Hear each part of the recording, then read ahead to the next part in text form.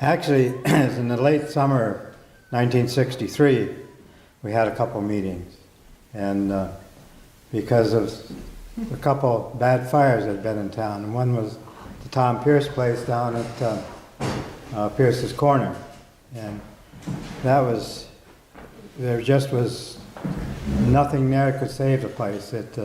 Rollin City got there, but it was, it was all gone at the time. There was no help for it, and it had a lot of history. The place was built back in the middle 1700s, and it was a kind of a stop and off place, so I've heard, and of Ethan Allen, some of his crew. So they lost that place, and then later on, they lost George Squire's place down here on the Middle Road. And at that time, I had the farm down here, and I saw the Rollin City fire truck go by, and so I went to come up and got in my truck and went down to Pratt's, and they were filling milk cans and wanted to get the gathering tub out of the barn, and they filled that and went down, but of course there's no saving. We couldn't supply water for Rollin City's pumper to amount to anything, so it was a total loss. So in those meetings in '63, they got together, decided that they should do something about a fire department, or they should at least think about it. And so that was how it got started in the late summer.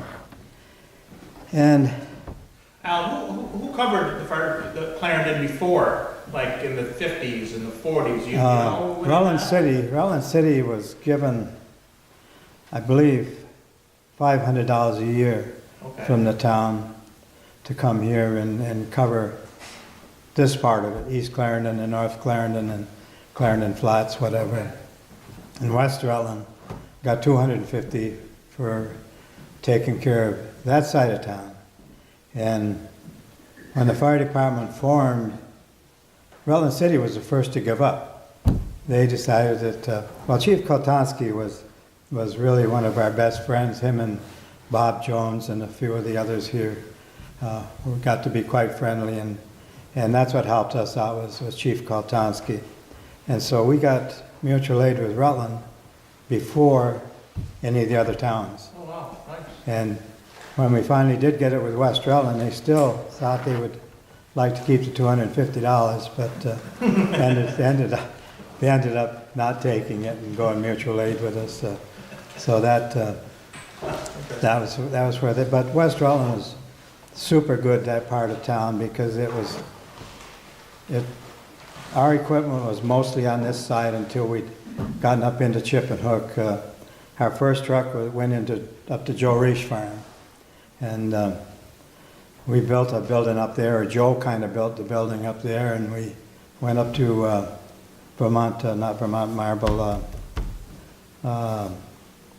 Carrios and got a bunch of pallets. They had siding on the pallets. We took those all apart, and that was the siding on it. But the water always ran through it. I mean, if you knew Joe Reich, I mean, there's a lot of things that Joe, he would do anything for you, but a lot of it could be kind of on the rough side, but it got done. But the water always ran through it, so it didn't really work too well, I mean, as far as a firehouse. And I believe it was in 1965 that we, 66, that we built a firehouse up there. That's the one that's there now, or part of it. But in 1964, we started the firehouse here. And we did it by taking a two-story barn down up on Spellman Terrace in Rutland. And Bernard Gregory and some of his patients over there did the majority of it, but we moved everything down here and put up the building. And that was, I got to refer to some of my notes. I believe that was the firehouse cost us a total of $586.75. And that was without the roofing. We only had felt paper on it. But that included the $210 that the material that we got. We had to pay for that building up on Spellman Terrace, $210. It was interesting on the roof on that. Again, we got this chip and hook, west, northwest, south, whatever you want to call it, and problem. And so my feeling was definitely we wanted a meeting room down here. Majority of our firemen were down here, and we would have one meeting room. To me, it didn't make much difference where it was in town, but we'd have one meeting room. And so the whole thinking of the group was that we could build an A-frame and have plenty of room, but that cuts out a lot of your room when you go to the eaves. So I always liked to look to the one in Killington.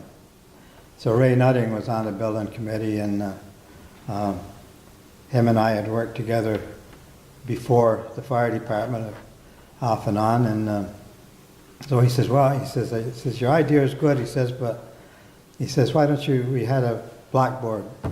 And he says, it was on the front of the firehouse. He says, why don't you draw a picture of what you want on that? He says, and when the meeting was that night at the firehouse, he says, and look at it. So I drew a picture of what it was, and they still weren't sold, but our rafters were 26 foot long, but they had a sag in them from the slate, being a slate roof.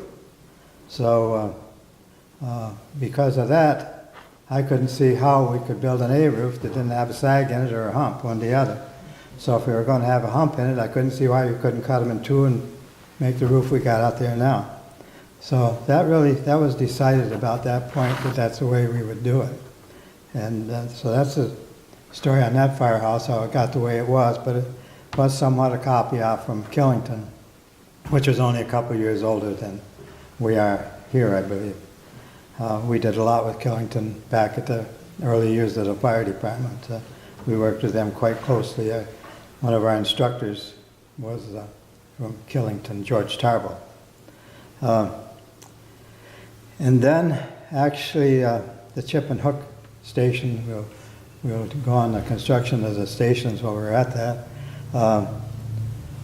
was land given to us by Mike McClellan, and which was a good little lot. We figured it was as good a lot as any. And we didn't know just how we were going to go about building the building, because we kind of hard to take a whole lot of time out just to go up there and build and whatever. So we thought we'd do it here in the wintertime. So Phil Sr. and his son, young Phil, Pinkowski, they said, well, we could build it down in the shop. So we did. We panelized it down there. And when springtime came, Dave Waugh, who lived up in Chippenhook, worked for Suburban Propane. He was pretty friendly with a lot of the trucking companies, along with Ed Rondina, who lived across the river from me. He was involved at the Welch Company. So between him and Dave, we got one of the Welch's tractor trailers and came down and loaded it on a Saturday morning, took it to Chippenhook. And by Sunday night, we had the building up, windows in it, and there was no overhead doors in it at the time, but the chimney was up too. And so the truck could be put into it. But 2 days we had that building up and standing, and I think you've put an addition on it. But an addition on the backside for a meeting room. Yeah. We have alternate meetings now because half departments here and there. But we just, probably 10 years ago, Steve or Norm, we probably got another 100-year lease on the land up there from the McClellan farm to have the fire station there, or whatever. It's on paper now again, so, yeah. Yeah, well, that's the reason that building was the way it was, because of the same thing. We would have one meeting house, because they wanted to, as soon as we got the building up there, they wanted to divide the fire department too. Oh, wow. They wanted to have a fire department on that side of town and one on this side of town. So that made us all the more pleased that we had just one meeting room. So that has always gone on in Clarendon, and maybe the last 15 or 20 years it hasn't, but it was one of the things that was quite a problem here, I think, or could have been a problem. There was getting back to the buildings, that's another thing, that it's important to the fire department to have a building, but where do you put them? And this building out here was, we had a lot for Charlie Ketchum, was actually the first fire chief. And he got some distasteful telephone calls, and so he decided after a week in the fire chief position that he didn't need that. So he relinquished the fire chief's job. Oh, wow. And they came to me and asked me one night about it if I was interested in it, and they really, some of the old timers, Willard Squires and Charlie Ketchum, Ed Rondino, Bob Jones, Ray Nutting, a lot of them, they came and they kind of really dug right in whether I was qualified, and I was only 26 years old, so I mean that's quite a young fellow to take over something like that. So anyway, that's how I came in. But on Red Ketchum, he still was a very active member of the fire department, probably one of our more active as far as some of the things he could do. And because of that, the Nealon farm, Mrs. Franz gave us a lot right across from the Hodges place, the Gleason farm. It's right just beyond the little pond there, right across from there on the other side of the road. And that was kind of half accepted by some of the people, but really not everybody. And then the Bernard Burke had the farm down here where Sue Swiger is, and right down just below Pratt Farm. And so he gave us a lot across the road, but his was kind of a mud hole. It was kind of down there on the Gilman line, and it was across the road from Swiger's, but down in the hole. So that one, we really appreciated it, but we didn't really know that that was a place for it.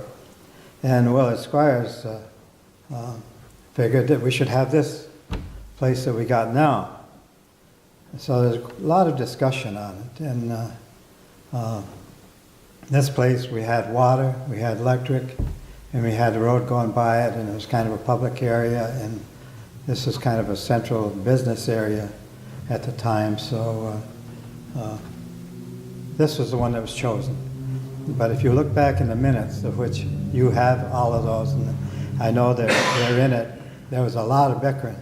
And I mean, bickering was, it wasn't fist fighting, but it was darn close to it. It was pretty rough.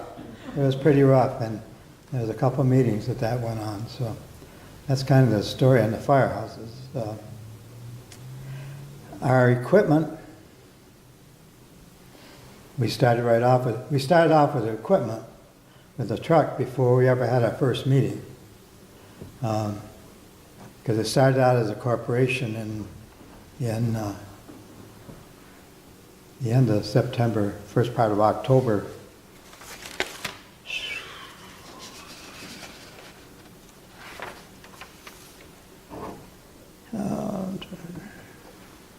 October 2nd. October 2nd, a meeting was held to form the corporation, and that was Ralph Bristol was president, Dave Miller was treasurer, Bill Herrick was secretary, Bob Jones, Willard Squires, Bob Kiley, and Isidore LaVictory. Isidore LaVictory was chosen because they didn't have anybody from that side of town, and that's noted in the minutes or in the town report, I believe it's even in, why he was chosen, because he's on the other side of town. They were all trustees. Carol Weeks was an auditor. I was appointed chief, and Al Sorrell, who lived right over here, was the assistant chief. And at that meeting was when they decided to get a truck that Elizabeth Hughes, who some of you may have known down in Clarendon Flats, her son, Bob Hughes, lived out in New York State, from Cayuga, New York. They had a 47 Chevrolet 1,000-gallon tanker, and it had a portable pump, some hose on it, and they could get it for $600, I believe it was. And so they bought that, and that was before we held our first meeting. Our first meeting was November 12th, first official firemen's meeting. The corporation met in October. So who owned the truck that was at Joe Rach's? Was that? Who owned the truck that was at Joe Rach's? Did he own that or did the fire department? Well, fire department did. Fire department did. Fire department owned everything we had, the fire department. Everything that was fire related, fire department owned. Okay. And that truck we bought over at, the first one that was up there, we bought over in Fairhaven. And it was an old fuel truck, and we put a portable pump and hose on it and whatever. So that's, that one was later sold to Tinmouth, I believe. Yeah, so we had a truck here and a truck up there, but before we got the truck up there, we had a pumper we got a line on it from somebody from upper Nyack, New York.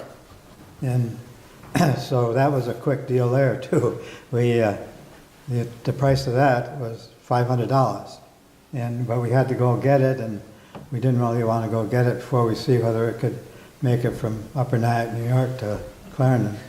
And we didn't have money in the treasury to get it, and we definitely didn't have the okay. So there's 5 of us, I think, went down.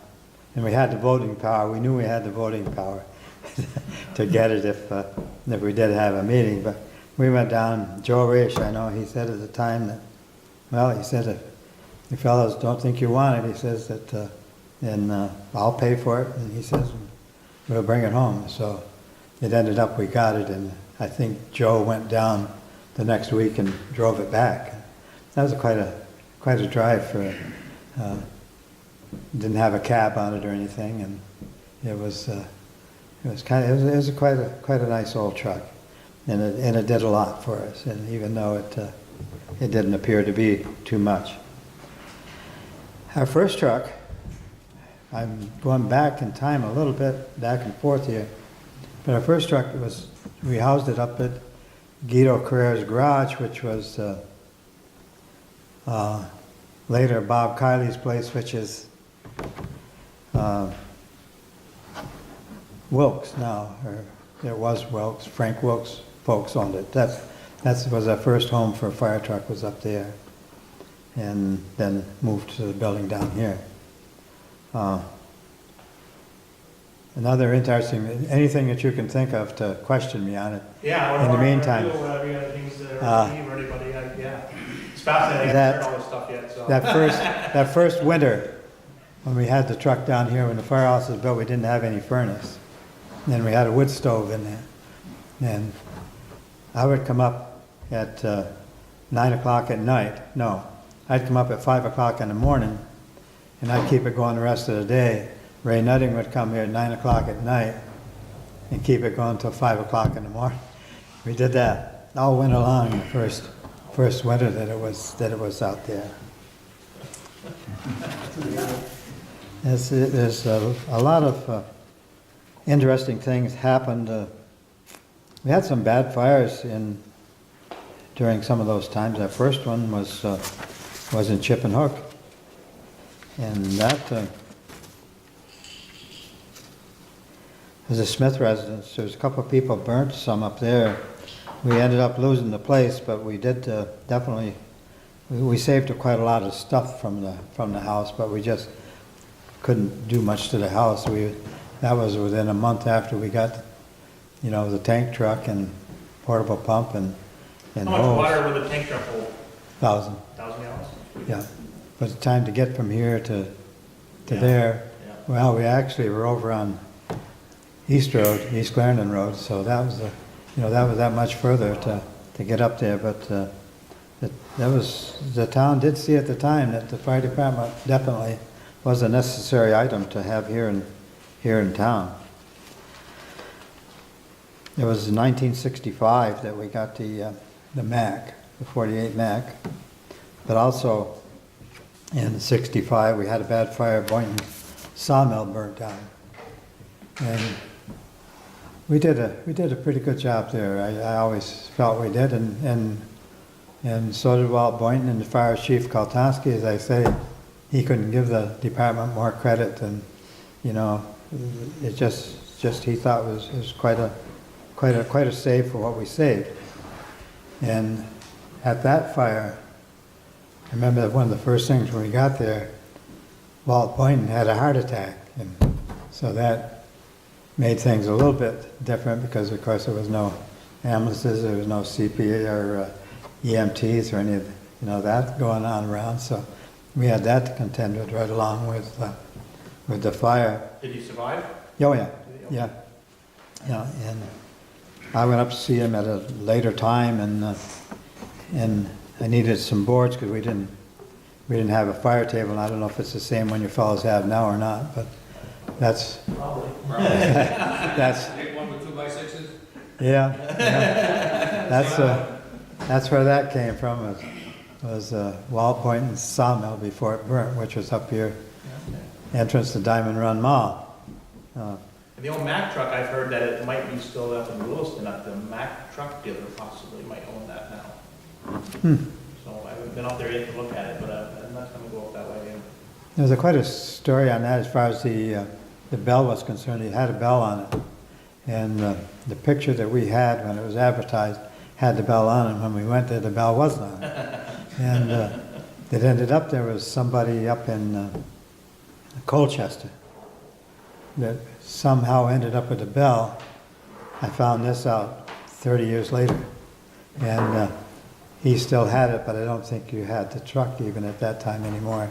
But so I did end up finding the bell, or accidentally found the bell, but then couldn't find the truck. But that was interesting how it was on it. It was in the picture, but it wasn't on the truck when the time came. Another thing that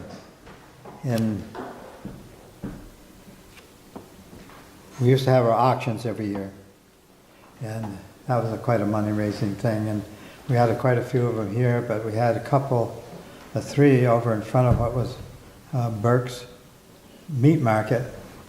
There's across the road from that, which was the Tooth and Blade here last, and I don't know who does own it now. It's I think Vermont Roofing's in there now. yeah, but there's a barn out across the road that they let us use the barn there for a couple of years. We had auctions there. I don't know whether you were here then, Ron, or not. No, that was right. No, we had them, then we moved them up to the fairgrounds, but that was kind of an interesting thing that I found when I was going through. One of our most staunch people in the fire department was Bob Jones. He could do about anything. He could build just about anything with iron, steel, wood, whatever you wanted to give him, he could do it.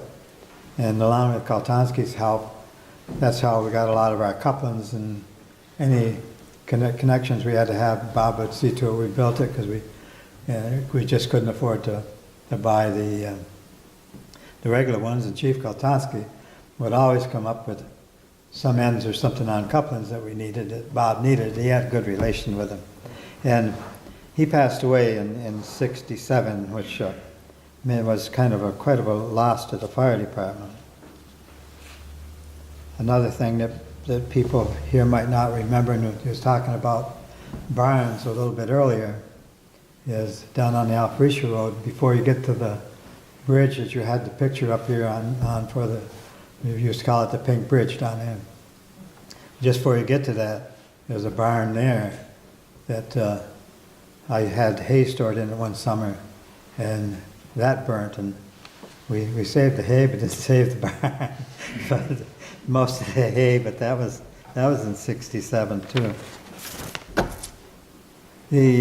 Some of the things that I got when I was in the fire department, or was given to me, one of them was the trumpet over there, and that was given to me from Bernard Gregory. It was an antique one, and he gave it to me after 1967. He wrote a letter to the state, and I got Fireman of the Year. When I come home, he had that trumpet, and after that, for a good many years, there was the department. I know Shrewsbury has borrowed it, and about most of the chiefs here had borrowed it through the years, and this was just in all the parades. And in '73, it was telling here May 8th, which I would assume was the Loyalty Day parade, where Mayor Godnick was there. And as said, there was a touch of genius supplied by Clarendon with a solitary fire laddie marching between the ranks of his smartly uniformed comrades, bearing the arms of the fireman's trumpet, full of red and white flowers, which had to be one of the first years that we'd had it. But it was an interesting note there on that. But now more people are using the trumpets in parades.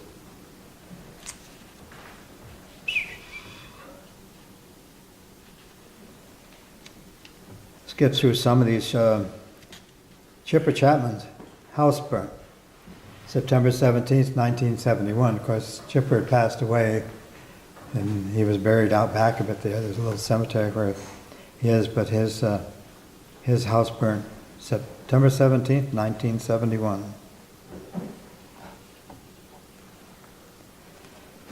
We had the townhouse fire. We were pretty involved in that. That was January 7th, 1973. That was one of those, about the coldest winters that I think we'd had for a long time. And they were bringing hoses up to the firehouse there, 50 foot long. They didn't break in two, the tractor trailer. They were towing them onto the tractor trailer and taking them up to the fire station. Where was the fire at, you said? Townhouse in Rollin. In Rollin, okay. Yeah. There's big, there's 2 or 3 deaths, I think, in that one. Yeah, that was one of the bad fires in Rollin.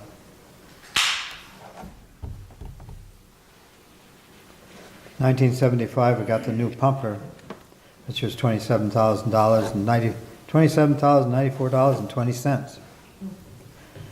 And we sponsored a Boy Scout troop through the years, and they gave us a smoke ejector in '76. All those years in there, we were, between the fire department and the auxiliary, we were getting probably 15 to 18,000 a year that we were picking up through activities that we were putting on. And the number of activities that it took to do that was pretty incredible. There was, we did some of these. You fellows are very familiar with, and some of them aren't. Like that pamphlet I passed around. I mean, that was pretty well done for a fire department that was pretty young. But in that particular one, we had, I think, 18 gals that were going to be beauty queens for in the contest. And that went on, I think, for 3 years. It went until they opened up the whole mall there where Hannaford's is now, in that area, King's department store and all of those. They gave us permission to do it. But we held bingo, spaghetti suppers. We did a lot of suppers for agricultural organization. Did a hunter's breakfast, beef barbecue. Beef barbecue was pretty interesting. We dug a hole down in front of the beacon, about 4 foot deep, and roasted a half a beef in it. And then after that, Bernie Gregory was one of the ones that was in charge of all that. And after that, he built a barbecue thing, so we had ham barbecues, but they were much simpler than that. We didn't have to dig holes and so forth to put them on. When did we get money from the town? When did that start? Of any kind? In 1966. Okay. 1966 or 67. We got $800. And we had air shows. Yeah, they were quite a thing. That was, with the air show, we actually had quite a carnival. We had Dunking Muth for Phil Pinkowski made up, and that works super good. That and all kinds of little money-raising gimmicks there. So they were good incomes from that. And until we couldn't get the insurance, one year We were right to the time to start the air show before we finally got insurance on it, because we figured we had it, and the insurance agent told me just before the show, or that morning, that we didn't have insurance. And he said he couldn't get it, and so we ended up getting it through the Lloyd's of London, and that was the last air show, because we just couldn't kind of put up with that. But the air shows were quite something, and we had some good ones. Auctions, we had several auctions. I was telling you about that before. We ended up at the fairgrounds for most of those. We had a dairy booth at the Rollin Fair. A couple of years we had that, and it was inside one of the buildings up front. And we did pretty well at that. The auxiliary and firemen both ran it. We had the Berg ladies, which lived over here in the village, did it pretty much during the day, and then at night time, us fellas and some of the other gals would step in and run that. But that was another good money raiser. Basketball games, we used to have those between Rutland Town and Clarendon. That went on for 3 or 4 years. I think there's some so-called trophies over there now in the trophy case. They might say something about basketball. We did a lot of ushering on the grandstand at the fair. I did that for a number of years. And another moneymaker, motorcycle raffle, rifle raffles. Rifle raffle, I remember that was we did that for 3 years. I think it took us 3 years to get rid of the rifle. That's why we did it. That's why we did it for 3 years, because there was a clause in there. You could either take the money or the rifle, and it seemed like some little old lady, 75 years old, would win it or something. She would rather have the money than the rifle. And so anyway, that was, as I say, that went on for a while, but that was pretty interesting. We had a motorcycle raffle. We did that a couple of years because Ralph Bristol, who was president, active in the organization, he handled motorcycles. So he would give us a motorcycle at a good price, and we'd raffle that off.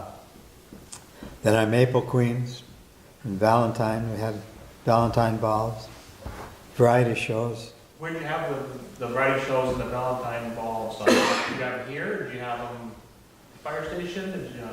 No, we had pretty much everything over to the school. Okay. The only thing we had up at the mall there, but we had the Maple Queen one up there.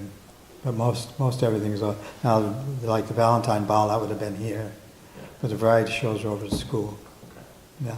No, nothing was at the firehouse, really. Okay. It wasn't as accessible, Yeah. really, as this was.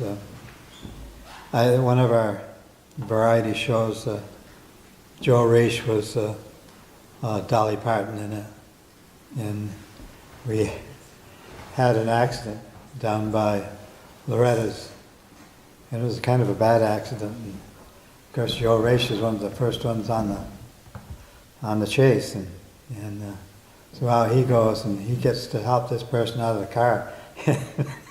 He was still Dolly Parton, and I think that brought him to right there. You know, they couldn't figure, but it was pretty funny situation, because nobody really had time to. Yeah, I got a question on something. How was the fire department called when there was an emergency? How did people get notified? Nowadays we carry pagers, but how was, when you first got started, how did you know you had a fire call? Well, we had a red phone system. I had a red phone, and Ann Pratt had a red phone, and Gregory's had a red phone. You want to explain what the red phone is? Hmm? You want to explain what the... Well, the red phone is when you got a fire call in town. There was a number for fire. Okay. It was 50834, and so it was just that number that you would dial in, and so those three people could answer it. Well, if they didn't all three answer it, they would make sure there was other people in line that could make the calls, and they would. But that's where the calls came from. It was kind of considered that one of those three people would be there. And then what happened? They get the call, then what happened? They call out the call list. They would call on the phone? They would call you on the phone. Okay. Yeah. Did we ever have a siren? Did we ever have a siren here, did we, or not? Did what? Did we ever have a siren here? We had a siren, never really used it. Okay. No, we never really used it. We did have one, and we ended up selling it. No, the call list was, as I think of it, there was, these call numbers would have people that they called out, and they would call like 5 people. And that's how it got, spread out. Did you have a blackboard or anything? You wrote the call at the fire station so people know where the call was or not? You didn't have anything like that? No. Okay. No. So- Yeah, there was a board upstairs. Oh, was there? Okay. Okay. It, there's something, There was one on the outside of the building too, right? what's that? Chalkboard. Chalkboard. Outside the building? Chalkboard outside, yep. What was that used for? That was used for the fella that got there to put where the fire was. Okay. If you heard the siren, that used to blow the sirens quite a bit at that time. Okay. On the vehicles, Okay. because that would alert the ones that didn't hear it, Oh, I see. or didn't know that didn't get the call. We did get pagers here, and I know one year we got, we got,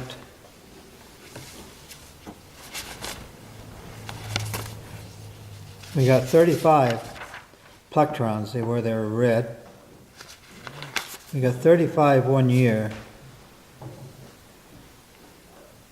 And the next year, I think we got 10 more. We had 45 pagers. I mean, that's what we had for firemen, so they all had a pager. Well, that was about kind of the same as it is now. I mean, that was the way they got called. So that was, that was interesting. At that time, when we got the pagers, we had pretty large fire department, and I believe we had 60 men, 60 firemen. Now, 60 men at that time, and when we started out, your fireman, if you paid your dues, and your dues were like $1.50. And that $1.50 was to belong to the State Firefighters Association, which give you the opportunity to have the training that the state offered. So that was your only obligation to come in and declare in the fire department to get voted in, and you pay your $1.50. And so these people, a lot of them, like Ed Rundin and Willett Squires and Bob Jones, some of those, they weren't capable of fighting fire, but they definitely were interested in the association. But we had 60 members and 27 auxiliary. And so there's, you take that, there's 87 people right there. When you get a swarm of 87 people going at you, you're pretty much apt to get your own way. And that's what, we did pretty well. We swayed a lot of opinions in that time. I think we probably made a few mistakes. I mean, nobody is foolproof as far as that's concerned, but 1975, we had the fire over here, the Zonkas, which was the bar over here, and that was Golden Horse. Yeah, there's a lot of names for it. Some repeatable and some not. There was.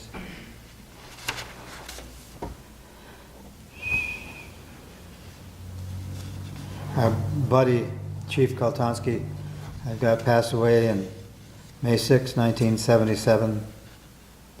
1977, I was elected Fire Chief of the Year, which was kind of first time that had happened. I was fortunate to be the first Fireman of the Year, and I think I was the second one to be Fire Chief of the Year. But 1979, we had 6 trucks, 3 stations, 60 firemen, and 27 auxiliary. Our 3 stations was the airport, because they didn't have anybody to operate it down at the airport. So that was kind of our job, and they did have a truck, and that truck was pretty much given to us. Then we had an old Army truck that we had a skid load in, and like force firework and stuff like that we stored that down there. then when they got more serious, and the airport did, and bigger planes and that sort of thing, that's when it's kind of declared that Clarendon, you know, you really couldn't guarantee them 24-hour. I mean, yes, you think you pretty much could, but you wouldn't guarantee it that. So they had to go to Rutland as their primary, and so they did have somebody. Now they have somebody down there to kind of watch over it. So we didn't really need that station, even though we did have it. Yeah, 1980 is when we got all the 35 pages. 1980, the Fireman on the Auxiliary raised $17,478. $17,478. 1984 is when we got the emergency one tanker. 82, we got the other 10, made us 45 pages. So that's pretty much it. To go on to our, we had St. Patrick's Day dance, New Year's Eve dance, Halloween parties, hay rides, caroling at Christmas time, booster club, rummage sales, food sales, flea markets, in response to the Boy Scout troop. Those were in the first 20 years. There's a lot of activity. There's like 26, 5, 10, 15, 20, 25, 26 activities. So that's what I've got most of my records for, is those first 20, 22 years. But, if you've got any questions on any of that, you're welcome. Al, could you talk a little bit more about some of the stuff you brought in, just put the story behind it? Oh, well, the helmet, I kind of, Earl Turner, which I hadn't mentioned before, he lived right across the road from me when I had the farm. And this was in the, like in the, I guess it's 64, in that spring, in the wintertime. I remember a meeting that we had. He says, well, you know, he says, I think I ought to have a white helmet for the fire chief. And so they all said to have a white helmet, so that's where I come up with that. The rest of the fire department had black, but I did come up with a white helmet, but it was because of his. In fact, I almost think that he donated the money for it, but he was quite an asset to the fire department too. My coat was a coat right along with the original fire department coats. It seen a lot of wear and tear. I don't know.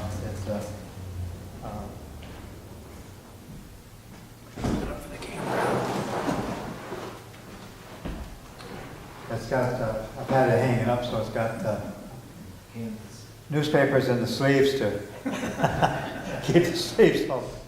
This is one that really pleased me. I just kind of never forgotten. Is one that Mike Padone had a friend by Hannah. I think he fellow lived in Fairhaven. And it says, Chief Alan Ridland, 15 years of dedicated service, CVFD.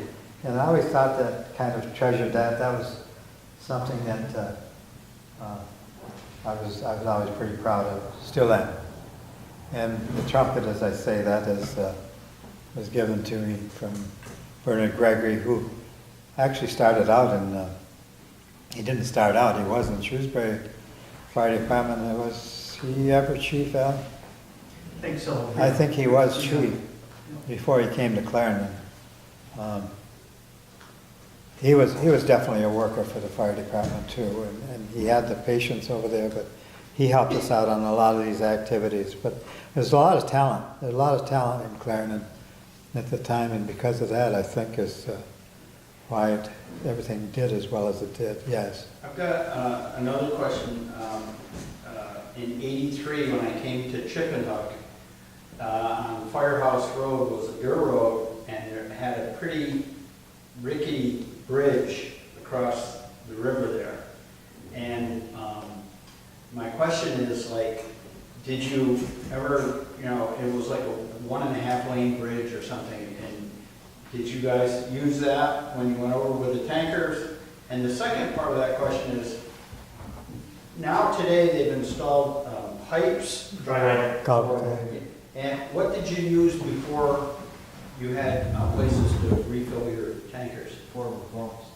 And- Portable and pumps, they yeah. would just go in the water? or- Yeah. We almost, well, we had a fellow, and I don't remember now who it was, and maybe some of you do, or maybe Ron does or Bob, but went into that brook one night when we were, That was me. and it was you. And that was a pretty bad situation. I mean, that river was running flood high. Yeah. And, We were holding and it was the in- pump on the bridge, Don tied the ropes, and the whole bank went out from under me. Now, you were refilling, is that what We you were were doing? Yeah. refilling after a fire. Okay. And the whole bank went out from under me, and all I could remember is kicking with my feet to keep me from going under the ice, and that's, the other part pulled me right out. That's an ugly spot. Yeah, that was, but no, we never worried a bit about that bridge. I guess that we go the other way probably about more times than we go across it, but we did use to cross it. But no, they were pretty much cement abutments on most of those bridges. They were, Now, so obviously before radios and everything, right, in the trucks, how did you call for mutual aid? Like if you needed help from Rollin City or well, we something? call back on a, You'd have to call if somebody's bar. yeah, we'd have to, call somebody yeah, we'd or- have to, okay. yeah. Yeah, they would, I mean, they would pretty much know. I mean, if I got the call or an officer got the call, they would pretty much know what it was, and so they would call mutual aid if, yeah. That's good. Was there much training available in the early years? You know, just firefighter training, like today it seems quite involved. Was I there think training that- back then? It's quite involved, but I think that as far as this department was concerned, we were better trained than any of the departments around us. We had 45-hour basic course at least once every 5 years. I know I've got, I think, five diplomas from the 45-hour course. And I mean, we were getting new firemen in quite fast. We were losing, gaining. And so we did have a lot of 45-hour course. Then special schools, I mean, you can go back into, I think it just in 1964, there were 13 3-hour night classes and 1 6-hour Sunday drill for 18 people took that. That's 64, that's the spring, 64. And 6 men also completed the advanced 18-hour course, which, was comprised of whatever. So, I mean, that was just in that 1 year. So we had more training then than what most departments get today. I mean, the fireman 1 course takes a long time, takes a lot of hours, but back then we had special courses and they added up, and we did. I know we did more state training than they're doing today. If you took How many calls did you guys average for the 30. first 5 years? 35, 40, 35, 40 calls. but no, it was 35, 40 calls. How Some many do you years were get less. now? 80, 85, You get a lot of calls. 85. But you're the same as a lot of the other departments, like Shrewsbury, which I'm back in now, your automobile calls. Yeah, we get calls for everything nowadays. I mean, back then, you probably got calls for fires, probably, right? And Right. accidents, maybe? Accidents, fires. We get Well, calls for everything now. We get calls for power line down, tree down, oh no, we got all those people in calls. the water, it's never ending list. It's, the fire calls are less, but it's the other kind of calls that are a lot more now. the specialty calls. We got more of those than what you're getting now, Yeah. because we used to get for, medical emergencies, heart attacks, any of that kind of stuff, we'd get called for. Did you go? Yeah. Yeah, you have to go, and I hated it because I'm not a medical person. I don't like to see that. I'm just Yeah. not that kind of person, and we'd get called to all that kind of stuff. I mean, so, but there wasn't as much of a lot of these things as there is now. There wasn't as much of these power line problems. Yeah. There wasn't as many automobile accidents. But we did get called out to all of them. And the houses were built differently in the sixties and seventies, and there's, in the interior, the stuff inside houses were different. There was more wood stuff inside houses. There was less plastics and less materials that were, machine made or handmade Yes. stuff probably then. And It was kind of, a lot of this was differently. before your rugs and all that, Yeah. carpeting and everything, and there's so many particle boards. And You had more all time that to stuff. get to the fire to save the house possibly than you do nowadays with plastics and everything in the house, and basically just bad stuff in the house that burn. Our first protective equipment, breathing equipment, were old gas masks from World War II. When did you guys get those? Roughly? We got them through civil defense. What year roughly did you get those? Any idea? Oh, 63, 64, Oh, really? 65, yeah, Ah, yeah, interesting. yeah. It was, we got a lot of civil defense stuff. Were those the OVAs, Al? Those the ones that had the screw-in canister? A little canister in front, Yep. Yeah. Had the two lead lungs on the side? yeah, Had them in the Navy. yeah. Actually, they're worth big money. Big money Yeah. if you can find them. A lot of collectors want those. We're about, 30, 40, 50 years of time does now. I mean, you used to wear high boots and long coats, and now, you wear pants and the whole 9 yards, and the bottles in your back, and it's different how it advanced through the years. I had somewhere of what it cost for the fire gear, and it was like $175. Now It it's seems so. about, That was, now it's about $2,000 about for the person. yeah, And- but that was a coat, boot, and helmet. Yeah. They were high boots. They were like hip boots. Thigh boots, Yeah, yeah, and yeah. the helmets were definitely not like they are today. Yeah. And we There's just no got, bunker pants. we went, one of our firefighters graduated and he went to the Rollin City Fire Department, and he was in his gear the other night for a ceremony, and I asked him how much this dress gear cost. $800 just for that one person's dress gear. Yeah. It's just amazing how much Yeah. things cost nowadays, so. Yeah. In the early days, did you have to track and report injuries of the firefighters? Like, did you report to the state or anybody? Did they No. monitor? No, Do you have some idea? no, we didn't report to anybody except our own people. No, we, Did you get a lot of injuries? A lot of firefighter injuries? No? Broken bones or, I don't think people got injured. You wouldn't know if they were. yeah. I'm not gonna say they were any tougher, but a lot of people would be hurting and they, Yeah. another one of those, Yeah. It's, Yeah, especially during. but the injuries, that were serious injuries, weren't as serious then because of the fact that you didn't have the elements to contend with Yeah. that you do like you're saying today. Plastics and everything. I mean, now, you get banged up at a fire and you really don't know what that might consist of. Yeah. There's so much stuff there that wasn't there 57 Now- years ago. And now it's, they're even pushing up the new fire trucks now. Some of the bigger cities are, the gear doesn't even go in fire trucks, the cabs. They go in a special compartment and the air packs get all washed and all the soot gets all washed off of yourself before you make wipes for yourself now to wipe yourself down to get those bad chemicals off you. The new truck we have coming is gonna have a garden hose adapters. We can actually spray down gear before they get in the truck, just to get all that carcinogens and all that all stuff off you and stuff before you get in the truck. It used to be, a lot of the firemen carried their gear right in their vehicle, and now you definitely don't do that. No.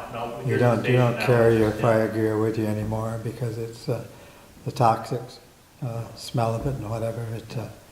A lot more departments are getting, wash machines and whatever to take care of the gear with, which, Yeah, we bring ours from City, and Washington's about $8,000. we take we take a hose to it, put it up somewhere and take a hose to it and scrub on it and let it go. As you see that one there, it probably couldn't be scrubbed much more. Al, trains, any involvement in fire calls with trains of any derailments in Clarendon of any kind? We have a couple of train lads going through Clarendon. I didn't know if fire department ever got any calls for No. train stuff. We took some classes on it, you know, in Yeah. case we had something. Same with the airport. We went to Burlington, up to the airport up there, took classes up there on airplane crashes. Yeah. Yeah. So, Well, we had classes down here at the airport on Yeah. it too, but, Yeah. Any large spills of any kind on the highway, on Route 7 or whatever? no, they didn't have those much then either. Yeah, I mean, yeah, they didn't. okay. If you did, you didn't hear about it, you know? Okay, yeah. I mean, you talk about train crashes, we were just at one here a Yeah. month ago down in East Wallingford, yeah. But, no, Shrewsbury had, you know, a couple close calls on trains down there where they went right through and over into, Well, when was Shrewsbury established, fire department? 52, 52, was it? Oh, Yeah. really? Okay, Yeah. interesting. right, Barry? I kind of started out at a young age in Shrewsbury because I was, well, 10, 11 years old, maybe 12, and the fire warden there, we didn't have any fire department, so the fire warden took care of whatever he could on as far as fires were concerned, and he had a portable pump and some hose in the trailer and a Jeep. And so as soon as he'd get a fire call, us kids would be around town there somewhere, you know, and he'd give a whole hoot and you know, we'd be with him. I mean, he looked for it because it helped him out quite a bit because he could, you know, do all right with us, you know, hour-wise and everything else. It worked out good for him and it worked out good for us.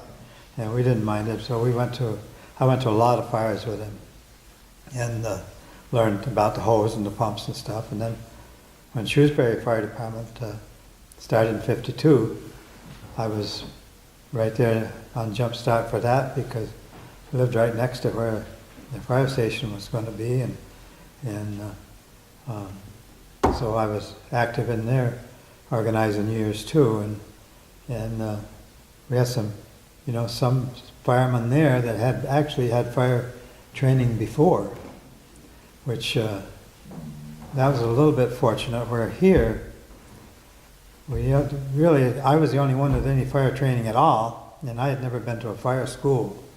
But I mean, I was the only one that had any fire training, and you know, when we started the fire department, there was just nobody knew what to do. So it was West Rutland, Rollin City, and That's it. Shrewsbury. No, that was no, Wallingford, Shrewsbury. was Wallingford established at the time also? Wallingford, we worked very close with Wallingford, Okay.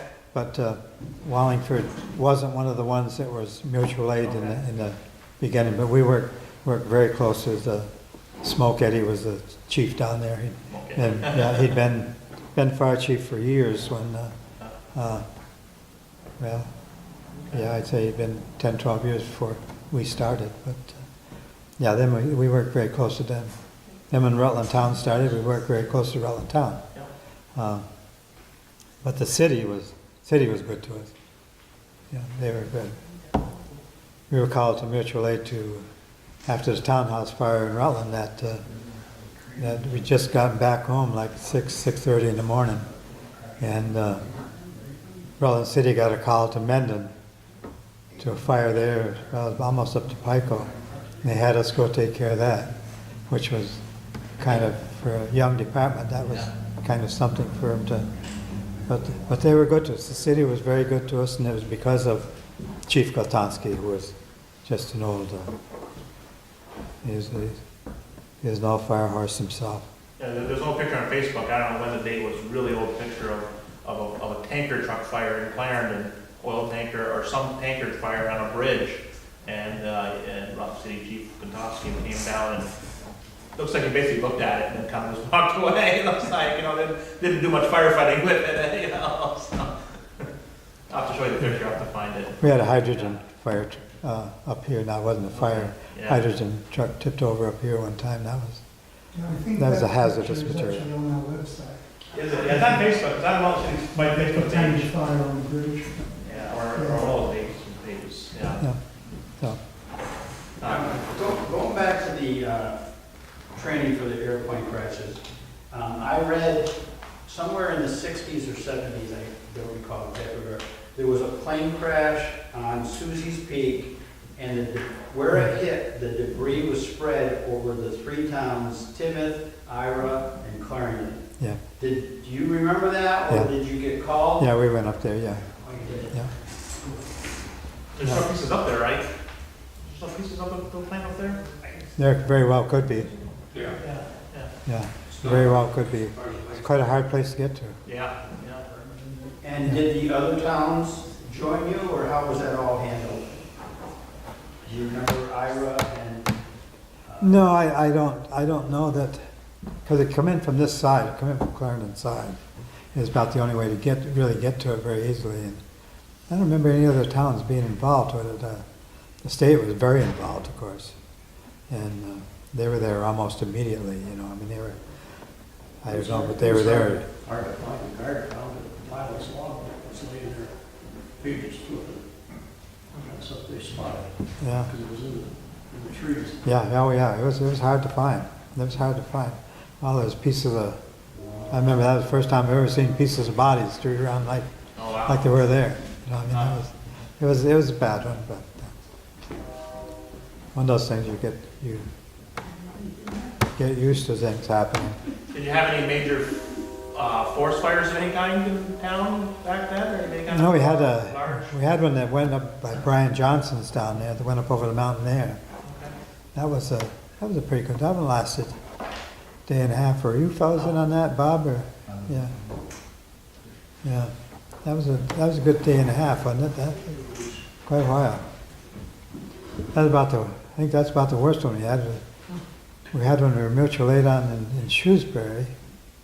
It was, you know, Yeah. it was a pretty good one.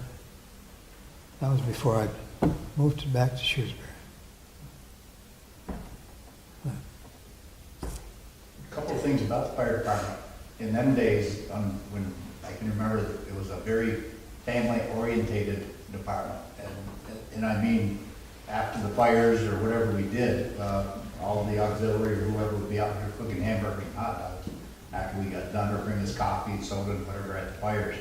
And we were always a very much town-orientated department. I can remember one April with a bad snowstorm, we were going around cutting trees out of the road for a while for the town. And well, we took over this building after the Grange couldn't go no longer. The fire department took this building before it became part of the town. So we were very town orientated and very family orientated all the years. And it made it. Yeah, it was. It really, this building here is, I was telling Phil before, it was ours. The Grange was liquidating, and this Grange was, and they wanted to give the building to us, but the state Grange didn't want them to do it. They wanted them to get some money out of them, you know. So we finally went to Woodstock. There's 3 or 4 of us went with 3 or 4 of the Grange people. Well, Willett Squires was a Grange person, and he went with us. There was quite a few, well, it was 3 on each one, I think. And met the lawyers over there and got it transferred to the fire department. Then it got to the point where the building needed so much work done on it that it really wasn't something that the fire department could do, couldn't afford to do. You know, not run the fire department too. I mean, there's nothing in it for us to own the building really, except the land. When we originally took it over, we thought the land was probably as good as anything. But so giving back to the town, and it looks nice here now. I mean, it's good to see it taken care of, which I don't think it would have been. Well, it wasn't when the fire department owned it. It definitely was just deteriorating more and more and more. So, yeah. But no, the fire department has definitely been a big part of Clarendon, and it's, as I say, 57 years, and you know, it's still going strong. So you fellas that are in it now have certainly done a good job, and hope the next generation do the same. Yeah. Well, I thank you unless you got more questions, I thank you for the opportunity to come. I know there's a bunch of stuff I've left out and bunch of stuff I've forgotten, but it's good for the opportunity.